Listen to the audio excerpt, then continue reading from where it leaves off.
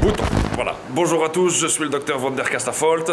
Alors avant de parler des gamelles à proprement parler, nous allons d'abord étudier les supports. Le Visiteur du futur est la première série que j'ai visionnée. Une web-série très facile d'accès puisqu'elle est encore disponible sur YouTube aujourd'hui, avec un postulat simple, un épisode qui commence comme ceci. Voilà ce qui va se passer. Voilà ce qui va se passer. Voilà ce qui va se passer. Voilà ce qui va se passer. Voilà ce qui va se passer. Voilà ce qui va se passer. Voilà ce qui va se passer. Voilà ce qui va se passer. Voilà ce qui va se passer. Voilà ce qui va se passer. Voilà ce qui va se passer. Voilà ce qui va se passer. Voilà ce qui va se passer. Voilà ce qui va se passer. Voilà ce qui va se passer. Voilà ce qui va se passer. Voilà ce qui va se passer. Il ne faut surtout pas que Simon Lacombe regarde ce tableau. Parce que sinon... Voilà ce qui va se passer. Voilà ce qui va se passer. La série est une comédie de science-fiction française, réalisée par François Descraques, le créateur de la série, mais aussi des acteurs talentueux comme Florent Dorin, Raphaël Descraques, Slimane Baptiste-Beroun. L'idée de la série de se dire que chaque petite action va avoir un incident sur le futur est très intéressant. On voit alors ici le visiteur du futur qui va venir dans le passé pour prévenir de futures catastrophes. Ça commence souvent par une action toute bête comme jeter une canette à la poubelle. Je vous parie que je vous la mets. Il va entraîner une réaction en chaîne et détruire le monde. Qui va ravager tout Paris.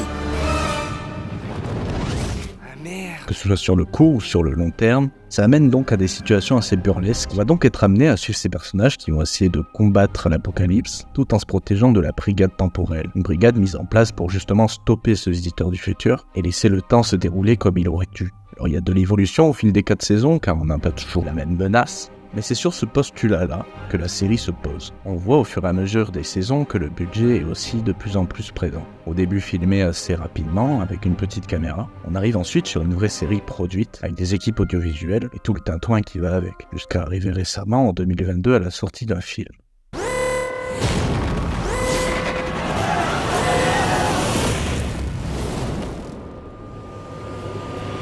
Le personnage principal, le renard, est à la fois pathétique et admirable. Il devient un peu un héros malgré lui, et malgré ses actions et sa façon d'être. Il est crade, grossier, mais est aussi un héros qui sauve le monde. Il ne vit pas dans les meilleures situations, mais on va avoir un mystère autour de son identité. Au final, c'est une série qui me fait beaucoup penser à la série britannique Doctor Who. Une série de science-fiction qui se base beaucoup sur son personnage principal. Ce personnage aura lui-même des compagnons. Avec par exemple le robot Castafolt, il y a une multitude de robots Castafolt. Chaque robot pense être l'unique concepteur de tous les autres robots. Le robot principal qui va suivre notre acolyte est celui qui va surpasser son état. À un moment, il va se rendre compte qu'il est un robot, et au lieu de se désactiver et d'oublier ceci, il va garder en mémoire le fait qu'il soit un robot. Ils m'ont fait perdre totalement foi en l'humanité. Et finalement, c'est ce petit robot qui s'est montré le plus humain.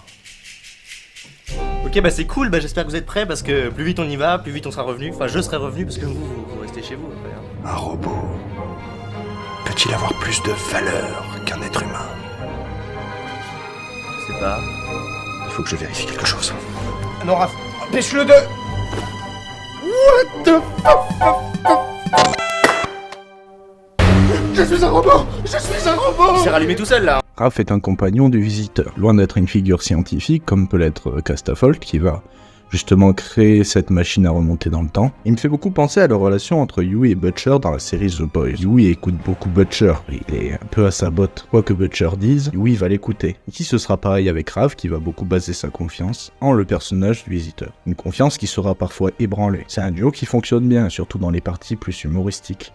Raph est un chômeur qui peut être comme vous et moi. Parce qu'il est vrai que Raph ne serait pas le premier choix face à une brigade temporelle qui est là pour vous nuire. Un personnage auquel on peut s'identifier, et on a vraiment de l'empathie pour lui. Sa copine Stella va être un personnage qui va être beaucoup présenté comme juste étant la copine de Raph dans les premières saisons. La copine de Raph qui sera là donc pour critiquer le visiteur et remettre en cause toute la confiance que Raph peut avoir en lui. Et heureusement, dans la saison 4, Stella a un développement de personnage un peu plus poussé. Elle va se libérer du groupe et rester dans le futur. Et faire ce qui lui chante réellement, car c'est vrai que jusque-là, c'était un peu l'archétype de la copine au foyer, quoi. Raph, c'est un peu le premier personnage sur lequel on va tomber. C'est celui qui va essayer de lancer la canette dans la poubelle lorsqu'ils seront sur un banc avec ses amis. C'est le premier que l'on va voir dans le premier épisode de la série. Il va rencontrer le visiteur à de multiples reprises, avant de faire équipe avec lui. D'ailleurs, le running gag de la première saison, c'est qu'il en a marre de le croiser et qu'il va essayer de lui échapper.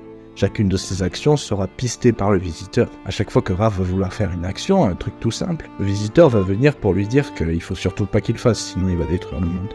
Je vais parler de la musique de cette série qui a une place très importante. La musique est juste sublime, avec les notes de Jimmy Tillier, qui arrive à donner une aura à cette série, un peu comme peut le faire Murray Gold à la série Doctor Who. Dès que tu écoutes cette musique, elle te fait penser à la série. C'est une vraie force et ça intensifie chaque petit moment de la série.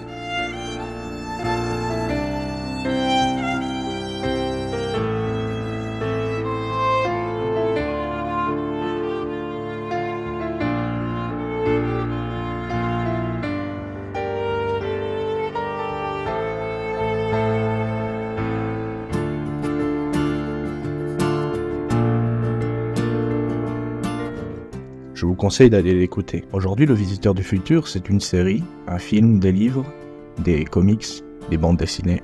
C'est tout un univers riche qu'il vous faut découvrir. La sortie des livres, La Meute, devait signer la fin de la série.